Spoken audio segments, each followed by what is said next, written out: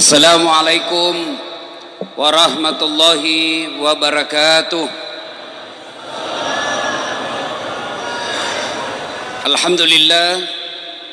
Alhamdulillahi rabbil alamin. Wa bihi nasta'inu ala umurid dunya waddin. Asyhadu an la ilaha illallah wa asyhadu anna Muhammadan abduhu wa rasuluh. Allahumma salli ala Sayyidina Muhammad wa ala alihi wa sahbihi ajma'in. Amma ba'd. Ibu bapak, saudara-saudara sekalian, teristimewa alim ulama, ada komandannya Paskas di sini, ada Ustadz Haji Lukman, dan terkhusus yang kita hormati Bapak Wakil Gubernur Provinsi Kalimantan Barat yang insya Allah dimuliakan dan dirahmati oleh Allah Subhanahu wa Ta'ala. Dalam sebuah kisah diriwayatkan Rasulullah Sallallahu Alaihi Wasallam lagi tawaf. Tahu tawaf Pak ya? Keliling Ka'bah. Di depan Nabi ada anak muda ikut tawaf, dan Nabi melihat anak muda ini melepuh pundaknya. Bahasa Bugisnya takalopi lekena, ya, terkelupas pundaknya. Nabi penasaran, diikuti tawaf. Lalu selesai tawaf, Nabi panggil anak muda itu. Anak muda, ta'al, sini dulu anak muda. Ya Rasul, kenapa itu pundakmu nak? Magi lekekmu. Kenapa belakangmu? Ya Rasulullah, saya orang miskin. Ibuku sakit. Mau sekali beliau umroh. Saya tidak punya budak. Saya tidak punya kereta. Saya tidak punya onta. Saya orang miskin. Ibu saya sakit, mau sekali ke Mekah. Maka aku, ya, orang Bugis bilang udengi, kupikul lah, apa sih namanya itu? Kalau gendong begini. Nah, ya pokoknya apalah, dia di belakang sini. Ya. Ah, iyalah, diambil lah, simpan di sini ya. Kalau bahasa Bugisnya didenge. Ya. Ibunya dapat dia dari belakang dipikulnya. Seperti itu. Dari Madinah ke Mekah kurang lebih 500 km. Melewati panasnya padang pasir, melewati teriknya matahari, melewati dinginnya gurun. Kupikul terus. Nanti selepas ketika saya makan, buang air besar dan sholat, selebihnya ada di pundak saya. Makanya ini terkelupas pundakku. Lalu anak muda ini bertanya, ya Rasulullah, kira-kira kebaikanku ini sudah membalas kebaikan ibuku kepadaku? Kira-kira sudah seimbang dah ini kebaikan saya? Nabi lalu menjawab, anak muda, alhamdulillah, kau sudah termasuk anak yang soleh, tapi demi Allah, kau belum bisa membalas kebaikan ibumu. Masya Allah. Kira-kira sudah ada orang seperti ini sekarang? Hah? Bos, 500 meter kilo kira-kira dari Palangkaraya ke Pontianak. Palangkaraya Pontianak masih sisa singgah Bapak bernaung di bawah pohon, masih banyak sungai yang kita lewati. Makkah Madinah, Madinah Mekkah padang pasir. Subhanallah. Tapi ternyata kebaikan itu belum membalas kebaikan ibu kepada orang tua. Sekarang ini banyak anak-anak durhaka sama orang tuanya. Jangan pikir bahwa bapak sudah punya istri tidak durhaka sama orang tuanya. Banyak yang durhaka sama orang tua. Tersebutlah sahabat Nabi namanya Sa'lab Al-Qamah. Makesing agamanya, bagus sholatnya, Di mana Nabi dakwah di depan ada Alqamah, di mana Nabi berjamaah di belakang ada Alqamah. Tapi anehnya ketika sakaratil maut tidak bisa mengucapkan dua kalimat syahadat. La ilaha illallah. Alqamah cuma katakan la. Bingung semua sahabat. Kok bisa?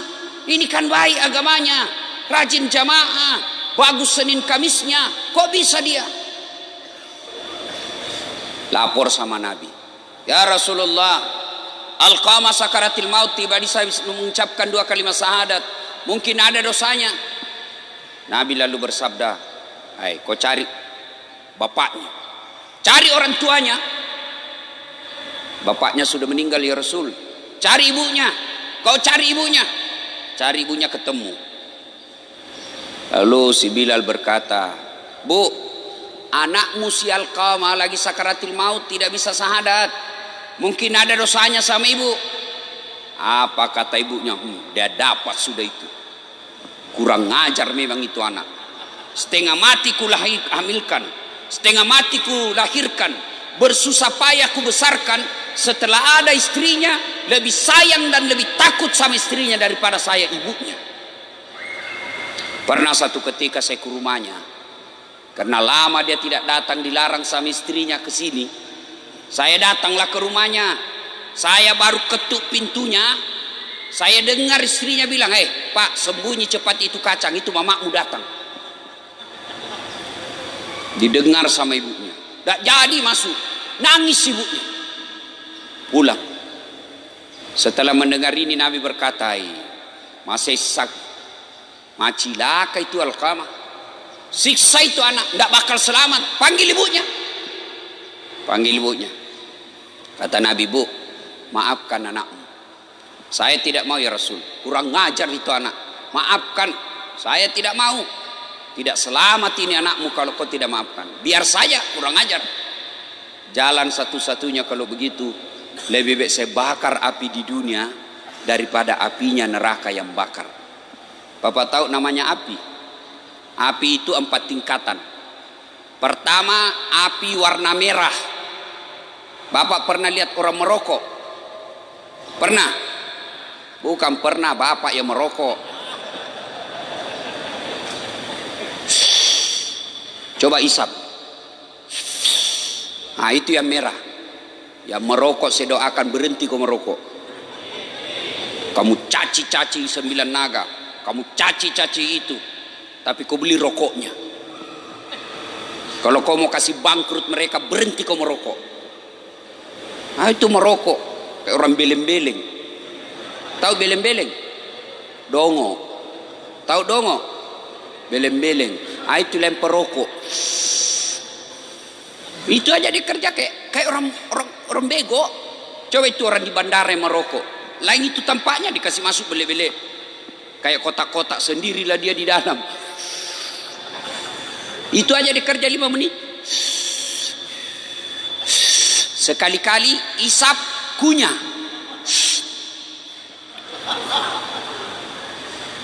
Dan kalian yang merokok, jangan kasih asap muka sama kami. Bagaimana caranya Ustaz? Kau bawa kantong kresek, rokok. Saya doakan kalian yang merokok berhenti. Kau tabung pembeli rokokmu yang 20.000 satu hari, insya Allah 1 tahun kau bisa umroh. Itu warna merah. Dibakar 1000 tahun, berubah menjadi biru. Itu kompornya ibu-ibu kalau memasak. Itu jenis kedua tingkatannya. Bakar lagi 1000 tahun menjadi putih.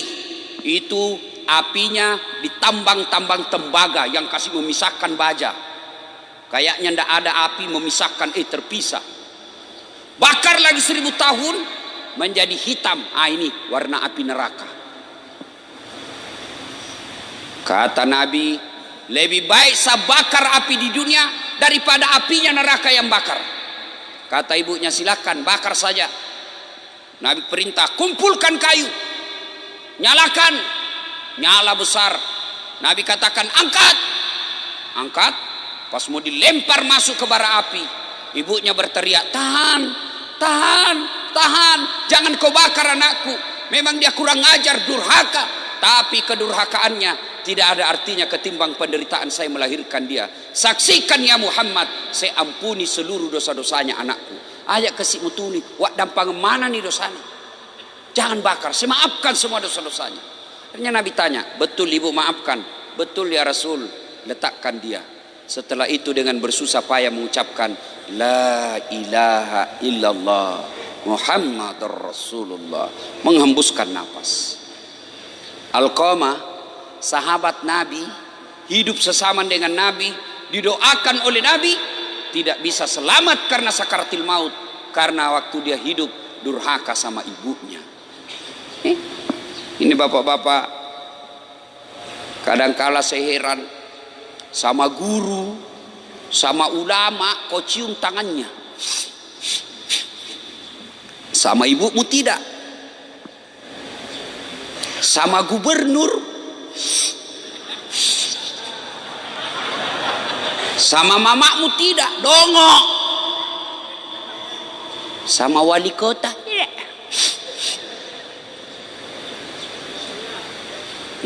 Coba, padahal tidak diajarkan, ciumlah tangan wali kotamu. Kenapa tidak ada berkah bagi mereka yang durhaka sama ibu bapaknya? Kenapa? Tuh tanya itu ibu, tanya itu ibu-ibu.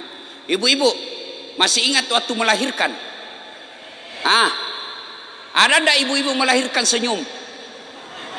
Keluar kena, mentang-mentang dia kaya, keluar nak,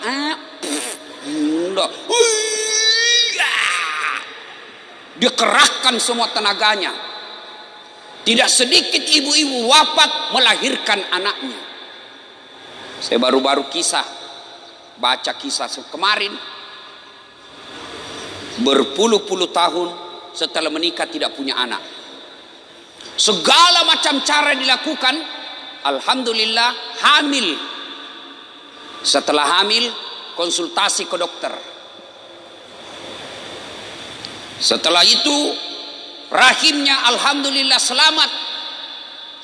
Ketika usianya 7 bulan mau melahirkan, dokter berkata, Bu, tidak bisa kau melahirkan normal. Kalau melahirkan normal, kau tetap ngotot memelihara ini anakmu, kamu yang mati, jiwamu yang mati. Pilihanmu 2. 1, anakmu dibuang, kamu hidup. 2, anakmu diselamatkan, kau yang mati. Suaminya sarankan sama dokter, tidak usah, biar istriku yang lanjut hidupnya. Tapi istrinya ngotot, biarkan saya melahirkan anakku. Begitu melahirkan, benar melahirkan, istrinya yang wafat. Sebelum meninggal ibunya, dia minta supaya dicium anaknya. Coba pengorbanannya ibu. Lihat sendiri tuh ibu-ibu. Hamil. Ibu-ibu masih ingat waktu hamil? Nah, ada ndak ibu-ibu hamil enak tidurnya? Masih ingat waktu ibu hamil? 9 bulan. Pernah ibu tengkurap? Usia hamilnya 5 bulan. Mopak kok. 9 bulan itu ibu tidak tengkurap. 9 bulan. Bapak 1 minggu saja tidak tengkurap, pusing. Itulah ibu-ibu. Sudah lagi itu melahirkan, menyusui. Masih ingat waktu menyusui ibu? Waktunya tumbuh giginya.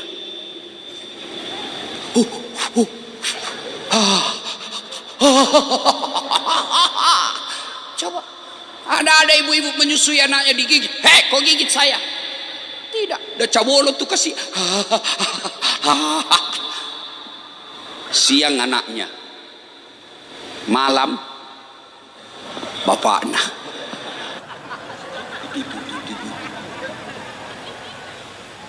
Makanya wajar Ada orang habis waktunya untuk sekolah, S1 selesai, lanjut lagi S2, setengah mati cari kerja, tidak dapat kerja. Kenapa? Durhaka sama orang tuanya. Ustadz, bapakku selingkuh. Ustadz, bapakku tukang judi. Ustadz, bapakku tidak sholat. Apa saya wajib taat kepada bapak saya? Kau belajar dari kisahnya Ibrahim alaihissalam. Ibrahim alaihissalam, bapaknya namanya Azor, produsen nyembah berhala. Dia yang bikin patung itu, bapaknya Ibrahim. Ibrahim mau ribut sama bapaknya, ditahan sama Allah. Sadar kau Ibrahim, bapakmu itu bapakmu, tapi dia nyembah berhala ya Allah.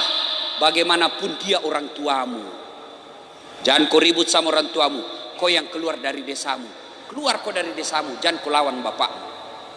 Itu Ibrahim. Sekarang kita coba lihat anak-anak kita, lihat sekarang di rumah Pak. Lihat itu anak-anakmu di rumah. Hilang itu yang namanya sopan santun. Zaman saya kecil, jangankan bicara kasar sama orang tua, menatap wajah orang tua sudah kita dianggap kurang ajar. Itu ada orang tua, ada tamu, ruang tamu. Lagi nongkrong, cerita-cerima bapak dengan tamunya. Lewat kita motong ruang tamu, dia kasih bola matanya bapak tak. Lari sudah kita Pak. Dapat lagi kita ini Pak Kabitbi, cubit. Sekarang anak-anak dikasih bola matanya bapaknya. Apa dia bilang? Kenapa matamu Pak? Itu anak-anak sekarang.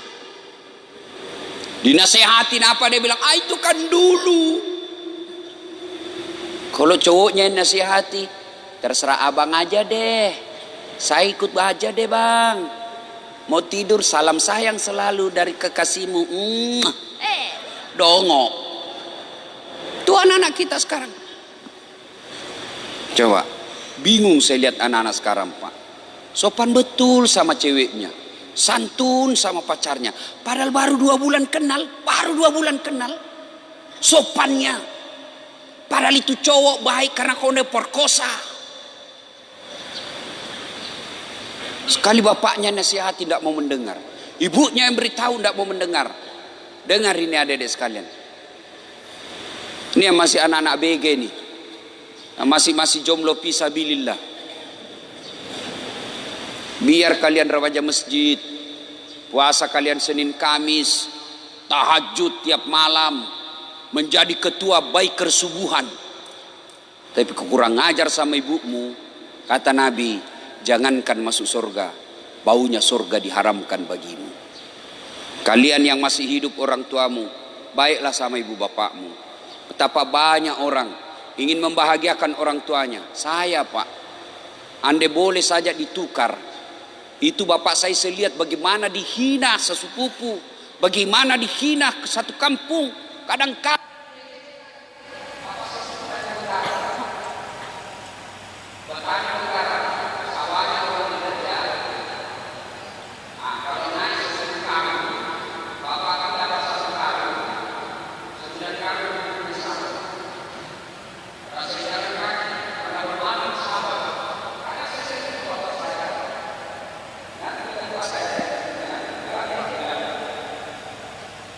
karena beliau tinggal di rumah sawah.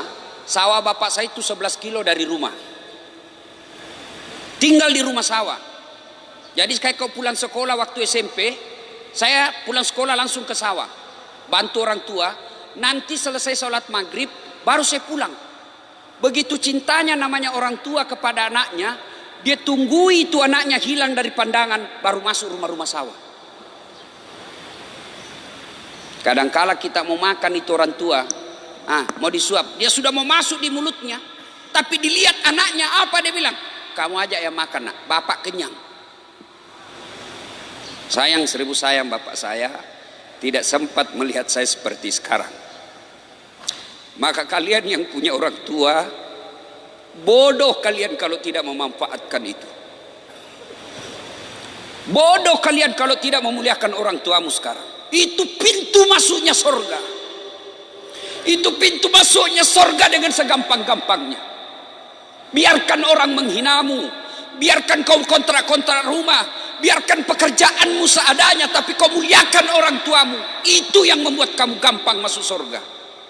Biar tinggi pangkatmu, duitmu banyak, tabunganmu bermiliar-miliar, tapi kau lalaikan orang tuamu, demi Allah kau tidak akan masuk surga. Kenapa kalian yang masih punya orang tua tidak memanfaatkan itu? Ladang surga itu orang tuamu. Apalagi kalian yang sakit ibu bapakmu, itu Allah sayang kalian. Dia sayang kau Tuhan, nah kasih kau pintu gampang masuk surga. Lalu kenapa ketika orang tuamu sakit kau mengeluh? Tidak semua orang, tidak semua anak dikasih cobaan melawat orang tuanya. Kalian kembali kalau masih hidup orang tuamu, muliakan orang tuamu meskipun dia tidak sholat. Imma yablughanna indakal kibra ahaduhuma aw kilahuma fala taqul lahumā uff wa la tanharhumā wa qul lahumā qawlan karīmā. Apabila kedua orang tuamu sudah dalam pemeliharaanmu, sudah tua dalam pemeliharaanmu, jangan kau berkata saja dilarang, ajak mubalai. Jangan kau bantah orang tuamu. Itu perintah Quran, bukan perintah ulama, perintah Quran. Jangan kau berkata kepadanya. Wala tanharhuma wa qul lahumā qawlan karīmā. Berkata-katalah dengan kaulan karima, kata-kata yang mulia. Ustaz, sakit ibuku sudah 2 tahun. Ladang amal bagi kalian. Bisa jadi kalian berlima bersaudara, sakit ibumu, ada orang di antara 5 ini, dia gunakan untuk masuk surga secepatnya. Ada juga yang membuat gara-gara sakit ibunya, lebih gampang dia masuk neraka. Urus saja masing-masing. Sakit ibu. Barangkali yang pejabat tidak punya waktu, sayangi ibumu dengan ongkos biayanya. Urus biayanya. Kalian yang pengangguran, sakit ibumu, raih pintu surga karena waktumu lebih banyak. Urus itu, fisiknya, angkat. Bawa dia ke toilet. Ketika kau mengeluh, bikin repot ini orang tua. Hancur semua kau punya amal. Ingat, dalam Al-Quran ada 3 perintah serangkai. Yang artinya tidak diterima perintah yang satu apabila perintah yang lain tidak dilaksanakan. Apa gerangan perintah serangkai itu? Satu di antara 3 itu, aniskurli wali walidayk, bersyukurlah engkau kepada Allah, tapi jangan lupa muliakan orang tuamu. Orang yang bersyukur kepada Allah tapi mendurhakai orang tuanya, tolak itu syukurmu kepada Allah. Nabi kan pernah ditanya, ya Rasulullah, setelah Allah dan Rasulnya saya taati, setelah saya berbuat kepada Allah dan Rasulnya saya berbuat baik, siapa yang saya taati ya Rasul? Ibumu. Setelah itu siapa? Ibumu. Setelah itu siapa ya Rasul? Ibumu. Setelah itu siapa? Bapakmu. 3:1. Kenapa ibu 3 kali? Ternyata kalau kita pelajari, kenapa ibu 3 kali disebut? Karena ada 3 kelebihan ibu yang tidak dimiliki bapak. 1, hamil. Ada di sini pernah hamil? Paling kita menderita kalau ngidam. Iya toh? Ada di Makassar, Ustaz, apa doanya supaya berhenti ngidam istriku? Saya bilang, ngidam apa istrimu? Dia bilang, nanti dia bisa tidur kalau dia lihat saya duduk di atas lemari. Menderita kau terus. Jadi kalau jam 10 mau tidur istrinya, 9:30 sudah naiklah dia duduk di atas lemari. Belum berhenti kau dikasih bodoh-bodoh kau istrimu itu. Nggak ada itu ngidam. Oi ibu, oi. Nggak ada itu ngidam. Mamanya cek istriku dulu ngidam. Saya mau, nggak ada itu ngidam. Berhenti. Kedua, melahirkan. Ketiga, menyusui. Ibu bapak saudara-saudara sekalian, tentu kita heran, kenapa anak-anak kita sekarang begini? Magai kira-kira. Kenapa kira-kira anak-anak kita begini? Apakah sepenuhnya salah anak? 90% salahnya orang tua. Kenapa bisa Ustaz? Coba lihat. 1, apa yang kita kasih makan anak-anak kita? Kalau ibu bapak sudah memberi makanan haram anaknya, maka jangan heran anak nanti pun besar selalu berpikir yang haram-haram. Coba lihat anak-anak pejabat yang korup. 3 anaknya. 1 pengedar, 1 pengisap, 1 kawin lari di bawah bandar. Coba itu. Tapi coba lihat anak-anak guru mengaji. Coba, apa mau korupsi guru mengaji? Bapakku guru ngaji. Sampai sekarang masih ada warisannya itu. Anak santrinya lebih 60 di rumah. Bukan TKTPA, yang model ngaji kampung, orang Bugis. Alepura senaa, alepure wanai, alepura panau, aiu. Itu sampai sekarang itu. Ibu saya 84 tahun masih di Yesus itu. Jadi kalau sambil cobek-cobek itu ibu-ibu guru ngaji kan dulu begitu. Sambil dia kerja, salai, malampei, salah kok, kasih pendek itu, berdegung itu. Sambil nyobek-nyobek itu dia tahu. Dan gratis. Ada yang basi kencing, dia datang bawa di rumah. Saya tanya ibuku, berapa dia bayar itu 1 orang, mak? Dia nama kamaja, tidak membayar. Sedangkan kau kasih gratis, nah marah-marah. Apalagi kalau suruh kau bayar. Itu paling bayarnya sampai sekarang. Bayarnya apa? Bukan duit. Apa? Ayam. Macera namanya. Baru masuk bawa ayam jago. Dipotonglah itu anunya. Di atasnya taliknya orang Bugis bilang. Baru modus supaya ada ritualnya. Itu darah-darahnya dikasih di sininya. Tidak ada? Saya biarkan saja. Sudah itu masuk Al-Fatihah, bawa ayam lagi, cerak lagi. Sudah 2 ayamnya. Ya. Dapat ikra, cerak lagi, ayam lagi. Sudah 3. Naik ke orang besar, ayam lagi, 4 nih. Ya. Dapat pertengahannya, cerak lagi, sudah 5. Dapat sajadah, cerak lagi, 6. Tutup Quran, selesai hatam, ayam 2. 8 ayamnya. Saya pernah tanya, mak, kenapa banyak sekali itu ceraknya? Banyak ayamnya. Dia bilang, ya itulah untung kita. Itu korupsinya kasihan guru mengaji, paling itu. Tapi coba anggota DPR. Lain. Maka jangan heran banyak anak anggota DPR, bapaknya terhormat, anaknya narkoba. Banyak anak gubernur, wali kota, di kantor dia dihormati, di kantor dia dimuliakan, dicium tangannya, dibukakan pintu kamarnya, dibukakan pintu mobilnya, sampai di rumahnya mau dilempar sama anaknya yang masih SMP. Anak gadisnya SMA pulang tengah malam, lompat pagar padahal bapaknya pejabat tinggi. Kenapa? Anaknya dikasih makan uang haram. Maka di situ fungsinya ibu-ibu. Datang suamimu bawa duit, tanya dulu, halal tidak ini? Halal tidak? Pak, biasanya cuma 3 juta ini gajimu. Kenapa hari ini 3,5 juta? Dari mana ini 500? Halal tidak? Kalau halal kasih masuk. Kalau haram nggak mau. Kalau kau mau mencuri, kau aja yang makan. Itu baru istri yang hebat. Bisa ibu? Bisa. 500.000 bisa, 15 juta bengkok mukamu. Ya?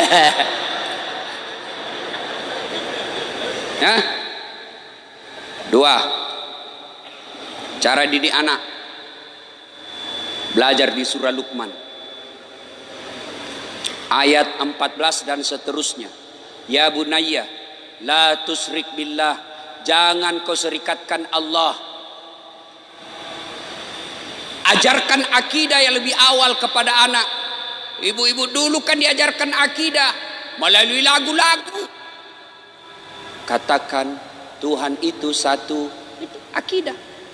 Topi saya bundar, bundar topi saya. Nah ganti tuh ibu-ibu dulu. Tuhan saya Allah, Allah Tuhan saya. Kalau bukan Allah, bukan Tuhan saya. Itu dulu lagunya ibu-ibu begitu. Masuk Rajab, 27 Rajab Nabi Muhammad diisrakan dari Masjidil Haram ke Masjidil Aqsa. Itu lagu-lagu dulu. Kalau lagu-lagunya ibu-ibu sekarang, la la la la la la, panggil aku si Jablay, abang jarang pulang, aku jarang dibelai. Itu. Sudah, karena waktu yang terbatas. Pertanyaan, Ustadz, saya ini baru hijrah.